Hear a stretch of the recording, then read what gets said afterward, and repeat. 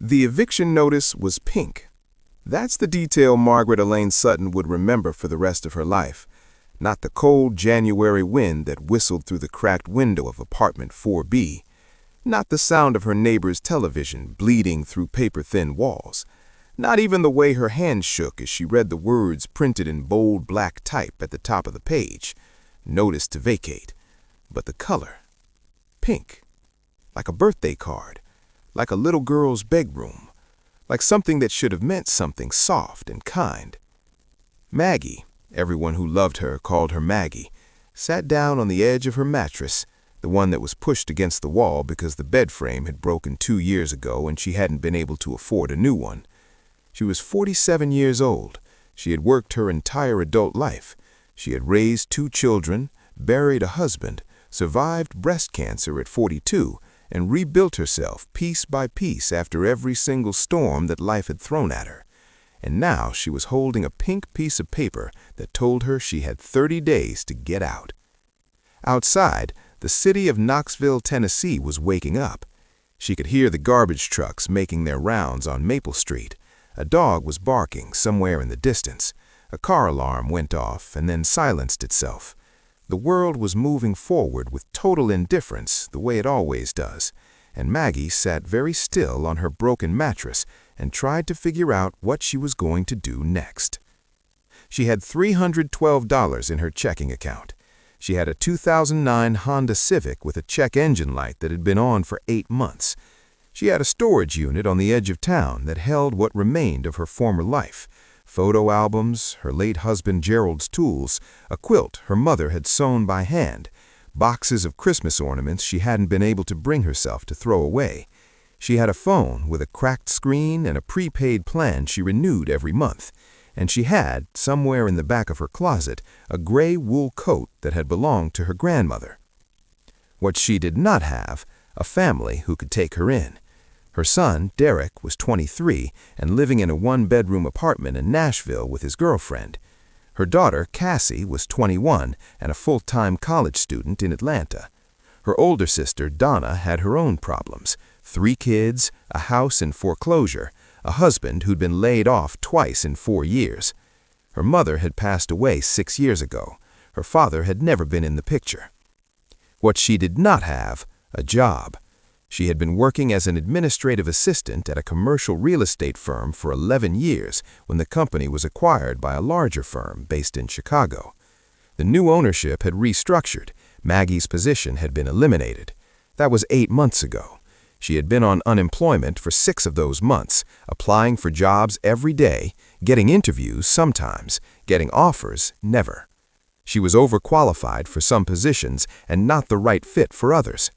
One hiring manager, a man who couldn't have been older than 26, had told her with a smile that she still wanted to erase from her memory that the company was looking for someone with a more current skill set.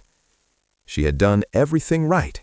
She had paid her rent on time for 3 years straight until she couldn't. She had called her landlord before she missed her first payment, explained the situation, asked for an extension. He had given her one, and then another, and then the 3rd time, he'd handed her the pink notice. She sat there for a long time, the notice in her hands. Then she folded it very carefully, placed it on the windowsill, got up and went to make herself a cup of coffee. She didn't cry. She had cried enough in the past 8 months to last a lifetime. Now she just needed to think. The next 4 weeks passed in a blur of phone calls, online listings, and quiet desperation. Maggie applied for every affordable housing program in Knox County. The waiting lists were years long. She asked about emergency housing assistance and was told the funds had been depleted for the quarter. She called 2 women's shelters. One had a 40-person wait list, the other had a bed available, but only for women under 40. Under 40? Maggie had said, not able to stop herself. You have an age limit for homeless women? The woman on the phone had sounded genuinely sorry. It's a grant requirement. I know it doesn't make sense. I'm so sorry, ma'am. Ma'am. Maggie had always hated that word. It felt like a door closing. On the 28th day, she loaded what she could into the Honda Civic. her clothes, her grandmother's coat, the quilt, a small box of things she couldn't leave behind, a photo of her wedding day, a drawing Cassie had made in second grade, Gerald's watch, a birthday card Derek had written her when he was 9 that said, in his careful block letters, "You are the best mom in the whole world, and I love you to the moon." She had kept it in her nightstand for 15 years. She left the apartment on a Tuesday morning. She didn't look back. That was the thing about Maggie. Even in her worst moments, she kept her face forward. It was something her mother had always said. You can cry looking backwards, baby, but you can only walk looking forward. For the first 2 weeks, she lived in her car. She parked at a 24-hour Walmart where other people did the same and no one asked questions. She used the store's bathroom to wash her face and brush her teeth. She ate from the McDonald's dollar menu and the reduced produce section at the back of the grocery store. She kept her phone charged at the library, where she also continued applying for jobs every single day. It was at the library on a Wednesday afternoon in early February that the call came. She almost didn't answer. The number was unfamiliar, a 423 area code, which she recognized as East Tennessee, but couldn't place more specifically. She'd been getting a lot of robocalls lately, and her first instinct was to let it go to voicemail. But something made her answer. Is this Margaret Elaine Sutton, previously Margaret Elaine Hargrove? Yes, she said slowly. Who's calling? My name is Thomas Aldridge. I'm an attorney with Aldridge and Whitmore in Cooke County. Miss Sutton, I've been trying to reach you for about 3 weeks now. Do you have a moment to speak? This concerns the estate of Ruth Evelyn Hargrove. Maggie went very still.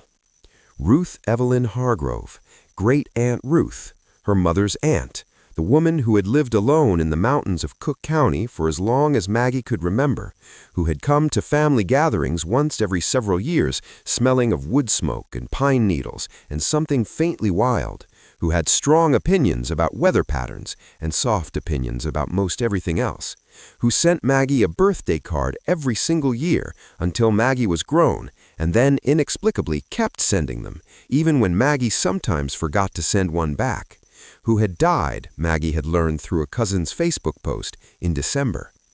Maggie had felt guilty about not going to the funeral. She hadn't been able to afford the gas money. I'm here, Maggie said. What is this about? Miss Sutton, the lawyer said, you are the primary beneficiary of Ruth Hargrove's estate. Thomas Aldridge was a careful, methodical man in his early 60s who wore reading glasses on a chain and had been practicing estate law in Cooke County for 31 years. He had handled the estates of farmers and school teachers and veterans and the occasional eccentric mountain hermit. He had thought, when he first assessed the Hargrove estate, that this one might fall into the last category. He had not expected the story that would unfold around it. He met Maggie at his office in Maynardville on a Friday morning. She drove 3 hours in the Honda Civic, wearing her cleanest blouse and her grandmother's gray coat, her hair pinned back the way she always did when she was trying to seem more pulled together than she felt. Your great-aunt owned 43 acres in the upper part of Cooke County, Thomas Aldridge told her, spreading a topographic map across his desk. He tapped a circled area with his pen. She built a cabin on this property approximately 30 years ago, 1 story, roughly 800 square feet, with a sleeping loft. There is also a separate workshop structure, a root cellar, and a creek that runs along the eastern property line. Maggie looked at the map. The land was in the foothills, south of the Clinch mountain range. She had never been there. She hadn't even known it existed. Is the cabin livable? She asked. The attorney took off his reading glasses. It has not had a permanent occupant in about 14 months since Ruth moved to the care facility. The utilities, electricity, telephone, were disconnected at that time. There is no municipal water or sewage. The property has a well and a septic system. The roof was replaced approximately 6 years ago. He paused. It is structurally sound, Miss Sutton, but it will need work. How much work?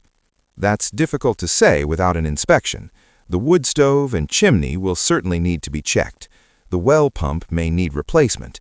I would not want to estimate beyond that without you seeing it yourself. Maggie nodded slowly.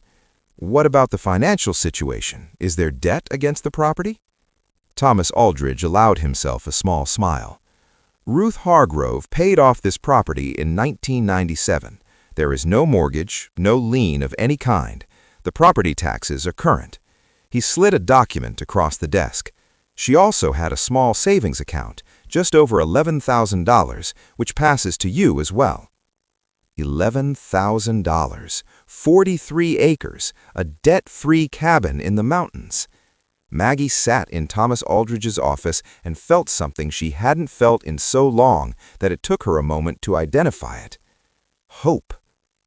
"There is one other matter," the attorney said, and reached into a manila folder. He produced a sealed envelope, slightly yellowed, with Maggie's name written on it in a spidery, deliberate hand.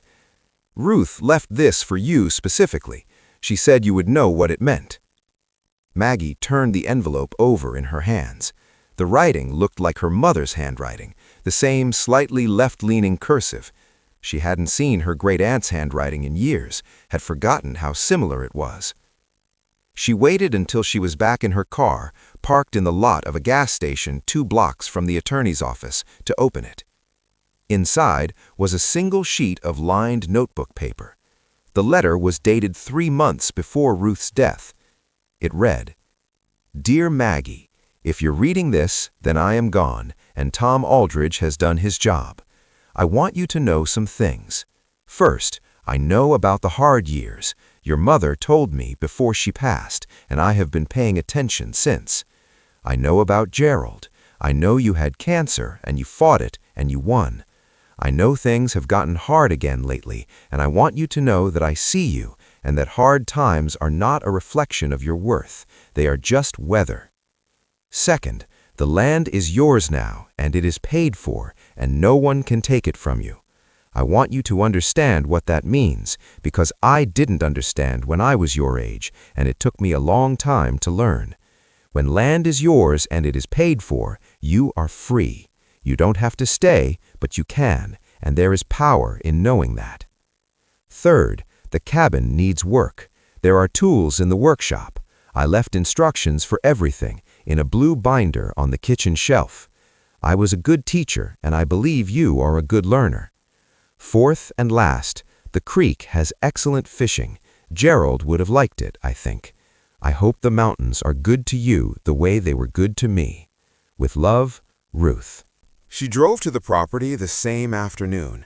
The road turned to gravel after the 3rd mile, winding up through second-growth forest, past 2 small farmsteads with dogs that watched the car with suspicious eyes. The last half-mile was barely a road at all, more of a suggestion, a pair of tire tracks through frozen brown grass. The Honda Civic scraped its undercarriage twice, and Maggie held her breath both times. And then she came around the last curve and stopped the car and sat there with the engine running. The cabin was small, smaller than she'd expected maybe, but there was something right about its proportions.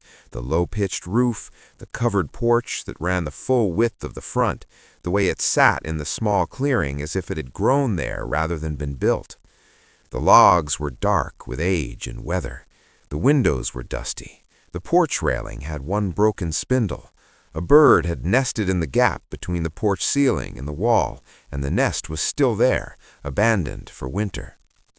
Behind the cabin, the land rose steeply, dark with leafless hardwood trees and scattered pines. Somewhere to the right, she could hear the sound of running water. She got out of the car. The cold hit her immediately, sharp and clean. She stood in the clearing and looked at the cabin and listened to the creek and felt, for the first time in longer than she could remember, that she was somewhere she was supposed to be. Thomas Aldridge had given her a ring of keys. She found the right one on the 2nd try. The front door opened with a sound like an exhale. Inside, the smell of wood smoke and old paper and something herbal she couldn't identify. A single large room, kitchen and living area together, with a wood stove in the corner and a stone chimney going up through the ceiling. A table, 2 chairs, a bookshelf packed tight with paperbacks and homesteading manuals, and one shelf given entirely to field guides. A kitchen counter with an old cast-iron sink and cabinets whose doors were decorated with dried herbs in bundles. A braided rug on the plank floor, faded to soft rust and cream. And there, on the kitchen shelf above the counter, exactly where Ruth had said it would be, a blue binder, thick, well-used, its cover worn soft. Maggie pulled it down and stood at the dusty kitchen counter and opened it.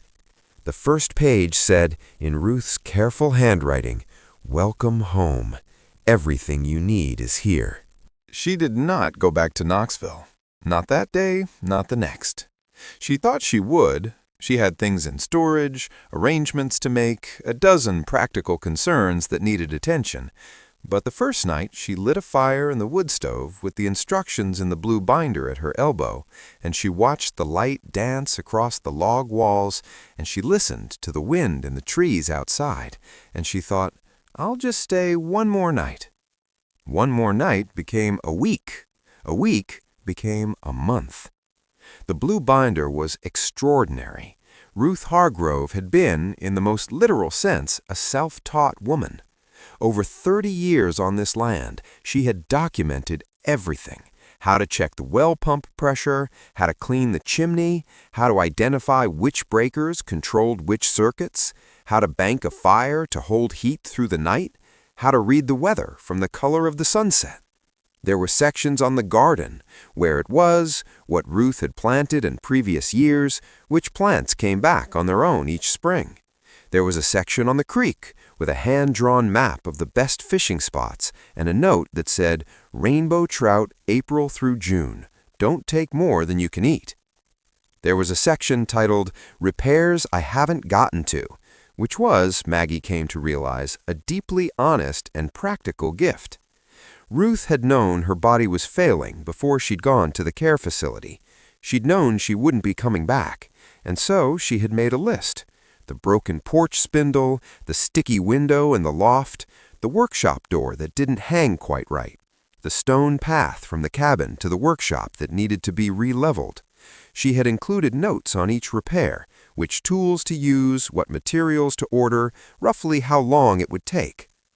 She was teaching me, Maggie said, out loud to no one, sitting at the kitchen table on a February evening with the binder open in front of her and the wood stove throwing warm light across the room. She knew I'd need to learn. She began with the chimney.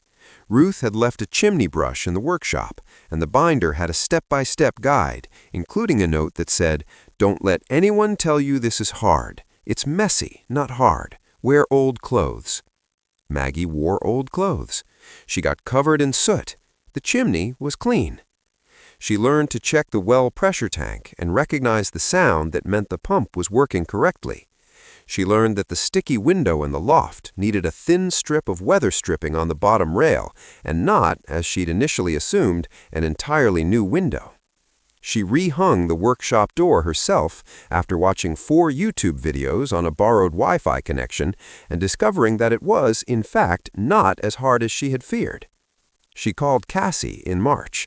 "Mom," her daughter said, her voice incredulous and a little awed, "you're living off the grid in the mountains?"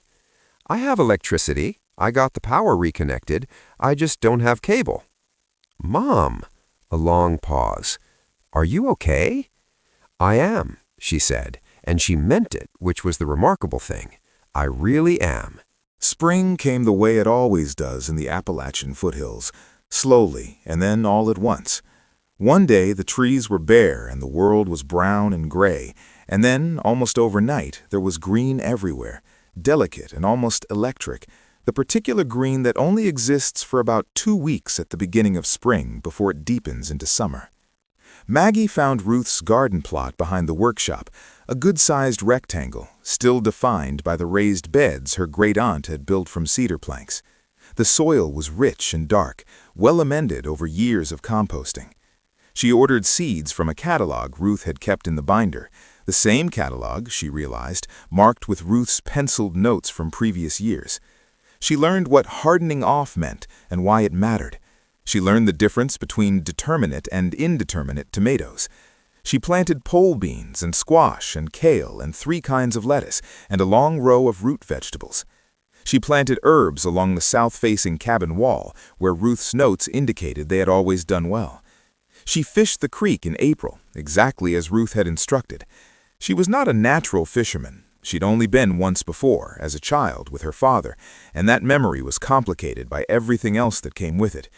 But she stood in the cold current of the creek and watched the line and felt the particular quality of stillness that good fishing requires, and she caught 2 rainbow trout, and she carried them back to the cabin and cooked them in the cast-iron skillet exactly the way Ruth's binder said to, and they were the best things she had tasted in years. Derek came to visit in May. He drove down from Nashville on a Friday afternoon, and Maggie watched from the porch as his truck came up the rutted track, and he got out and looked at the cabin and then at the land surrounding it, his hands on his hips, that stance he'd always had since childhood when he was processing something big. "Mom," he said finally. "I know," she said. "This is incredible. I know."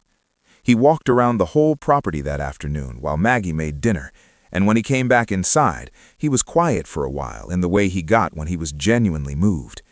"You did all this yourself?" he asked. The repaired porch railing, the clean chimney, the garden beds full of green shoots. "Ruth left good instructions," Maggie said. "She was a teacher." "She left you all this," Derek said. "She must have really loved you." Maggie thought about this. She looked at the bookshelf full of Ruth's books, the braided rug Ruth had made, the dried herb bundles still hanging from the kitchen cabinets, slowly losing their color but keeping something of their smell. She thought about a birthday card arriving every year, reliable as spring. "I think she did," she said. "I didn't know it until now, but I think she did." There is something that happens to a person when they live close to land for a long period of time. It is not something that can be rushed or forced or fully described to someone who hasn't experienced it. It is a kind of calibration, a slow, incremental process in which the rhythms of the natural world begin to replace the rhythms of the artificial one. You stop thinking in terms of deadlines and start thinking in terms of seasons. You stop measuring days by productivity and start measuring them by weather. You learn to read the sky. You learn that some problems are solved by action and some are solved by waiting, and the wisdom is knowing which is which. Maggie, who had lived her entire adult life in a state of forward motion, always hustling, always planning, always managing one crisis or anticipating the next, found this recalibration both disorienting and eventually profound. There were moments, especially in those first months, when the slowness felt unbearable, when the absence of a to-do list and a calendar full of obligations felt not like freedom, but like emptiness, when she would find herself reaching for her phone to check emails for a job she no longer had, and then remembering and having to sit with that remembering. But slowly, the emptiness filled, not with noise or busyness, but with attention. She began to notice things, the way the light moved across the clearing throughout the day, the shadows shifting in a slow clock of their own, the patterns of the birds, when the robins arrived, when the wood thrush began to sing, what the presence of a particular hawk meant about the weather, the sound the creek made in different water conditions, how the pitch and rhythm of it changed after rain. She read Ruth's books, not quickly, she'd never been a fast reader, but carefully, the way Ruth must have read them, books on wilderness medicine and timber framing and Appalachian history and native plants, a beautiful old field guide to edible plants of the Southeast with margin notes in Ruth's handwriting, 3 novels worn soft with rereading that were exactly the kind of books Maggie would have chosen for herself. She thought about Ruth. She tried to reconstruct from the evidence left behind the texture of a life she had never properly known. The woman who had built this cabin, who had chosen this particular piece of land and lived here alone for 30 years and made it into something, who had kept sending birthday cards to a great niece she rarely saw, maintaining a thread of connection across decades and distance. Why had she never visited? Maggie asked herself this question often and honestly. The answer, she supposed, was the same reason most people failed to maintain the connections that mattered. She'd been busy. She'd been distracted by her own life, her own problems, her own small, urgent world. Ruth had been in the periphery, that odd, reclusive great-aunt who lived in the mountains, and the periphery was always the first place the attention stopped reaching. She was sorry for that now, but she took the inheritance seriously. She took the blue binder seriously, the careful instructions, the life's knowledge Ruth had packed into it. She understood that this was not simply property passing from one person to another. It was something more intentional than that. Ruth had chosen her, had been watching from a distance, and had chosen her. She was going to be worthy of it. She had expected the mountains to be lonely. In some ways, she had wanted them to be. She'd needed, those first months, the particular quality of solitude that only landscape can provide. But Cooke County had its own rhythms, and those rhythms included people. The first neighbor she met was a woman named Patsy Bowman, 63, who owned the second of the two farmsteads Maggie passed on the road out. Patsy appeared at Maggie's porch one April morning carrying a covered dish, chicken and dumplings, still hot, and introduced herself with the matter-of-fact warmth of someone who had lived in a small community all her life and understood that community was a thing you maintained through small, practical gestures. "Ruth's niece?" Patsy said. "Great niece," Maggie said. "Ruth talked about you sometimes." Patsy looked Maggie up and down with eyes that were assessing but not unkind. "She said you were resilient. She meant it as the highest compliment." Maggie accepted the chicken and dumplings, and Patsy accepted a cup of coffee, and they sat on the porch while the morning warmed up and Patsy talked about Ruth, not with grief exactly, more with the thoughtful affection of someone who had known a person well and was glad of it. Ruth had been their informal neighborhood doctor, Patsy told her, had known more about plants and remedies than anyone in the county, had helped birth two of Patsy's grandchildren when the road was too iced over to get to the hospital. "She was something," Patsy said. "You've got big shoes to fill." "I'm not trying to fill her shoes," Maggie said. "I'm just trying to figure out my own." Patsy smiled. "That's probably the right answer." Through Patsy, she met others. The Whitfield family, who ran cattle on the larger farm at the base of the ridge, and who, it turned out, had been maintaining the fence line between their property and Ruth's out of neighborly habit, and who offered to continue doing so. An older man named Clarence who ran the volunteer fire department and who drove up one afternoon to check that Maggie's wood stove had a proper spark arrestor, which it did, and who stayed for an hour talking about the history of the county with the unself-conscious enthusiasm of someone who finds local history genuinely fascinating. A woman named June, who was 44 and divorced and ran a small pottery studio out of her converted barn, who became, almost without either of them planning it, a genuine friend. June drove up on a Saturday morning in June with a case of home-canned tomatoes and an offer to help Maggie learn to can her own. They spent the entire day in Maggie's kitchen, with the binder open to the canning section and jars lined up along the counter, and they talked the way women sometimes do when they're doing something with their hands, the easy, honest conversation that physical work enables, the kind where you can say true things without it feeling like a confrontation. Maggie told June about the eviction, about the car, about the pink notice. June told Maggie about her divorce, the slow collapse of a 20-year marriage to a man who wasn't bad but had stopped seeing her somewhere along the way, about rebuilding her business from scratch at 41, about the particular grief of starting over when you'd assumed you were past the starting over stage. "The thing nobody tells you," June said, her hands busy with a jar ring, "is that starting over at our age is actually easier in some ways, because you know yourself better. You're less afraid of looking stupid." "I'm still afraid of looking stupid," Maggie said. "Sure, but less than you were at 25. Maggie thought about this. "That's a low bar." June laughed, and the sound of it filled the cabin, and Maggie realized she hadn't laughed, really laughed, in a very long time. The $11,000 was real, and she was careful with it. She used a portion to have the well pump replaced, a necessary expense that the blue binder had flagged and a local well service confirmed. She used a portion for materials, weather stripping, fence posts, seed starting supplies, a new pressure gauge for the water system. She put the rest in a savings account and tried not to touch it. The question of income was one she thought about seriously, practically, without panic. She had panic capability, she knew. She could feel it there in the background, the old familiar anxiety that had lived in her chest for the last 8 months of unemployment. But she found here that she could hold the question of money at arm's length more easily than she'd been able to in the apartment in Knoxville.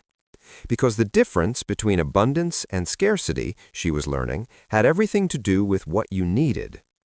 Here, she needed very little. The property taxes were low, the electricity bill was manageable, especially once she began to be systematic about conservation. She had no rent, no mortgage. She grew a meaningful portion of her food through spring and summer, enough that she could put up vegetables for winter. She bought almost nothing new. She needed things, occasionally, a tool, a supply, a car repair, but the drumbeat of constant expense that had characterized her life in the city had quieted dramatically. She began, tentatively at first, to think about what she might do. She had administrative skills, still valuable, and she found a part-time remote bookkeeping position with a small nonprofit in Knoxville that needed someone organized and reliable and didn't care where that person worked from. She worked 20 hours a week, mornings mostly, at the kitchen table with the view of the clearing through the window. It was not the income she'd once had. It was enough.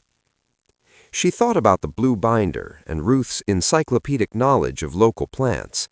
She began documenting what she found on the property, photographing, identifying, noting the locations and seasonal patterns.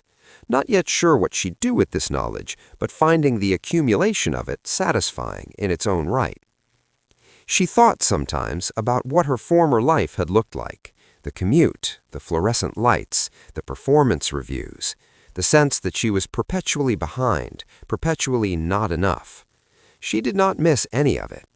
She occasionally missed certain things, the proximity of a good library, restaurants, the easy sociability of a city neighborhood, but she did not miss the life. She missed things within the life. Those were different. In late summer, in the long golden evenings when the heat of the day had softened and the fireflies were just beginning to come out, Maggie began writing a letter. She wrote it by hand, on a legal pad, sitting on the porch in the rocking chair that was the most comfortable piece of furniture in the cabin. She didn't plan to send it anywhere. She wrote it for herself, and she wrote it for Ruth, and she wrote it for the version of herself who had sat on a broken mattress in a Knoxville apartment holding a pink eviction notice and not yet known what was coming. She wrote, "Dear Ruth, I want to tell you what the last 8 months have been." She wrote about learning to use the wood stove and the chimney and the satisfaction of getting it right. She wrote about the creek and the trout and how much she thought Gerald would have loved it.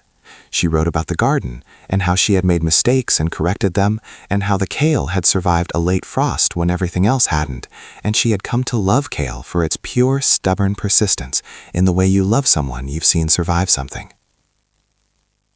She wrote about Patsy and June and Clarence and the Whitfields.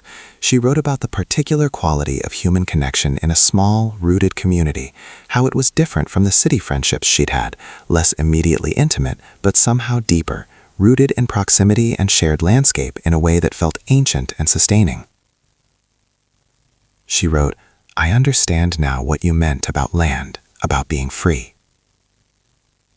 She wrote about Derek's visit and how he had stood with his hands on his hips looking at the clearing, and she had seen him for a moment as the 9-year-old who had written "the best mom in the whole world," and the continuity of that, the thread of her life connecting that boy to this man, to this place, had been more than she could absorb all at once.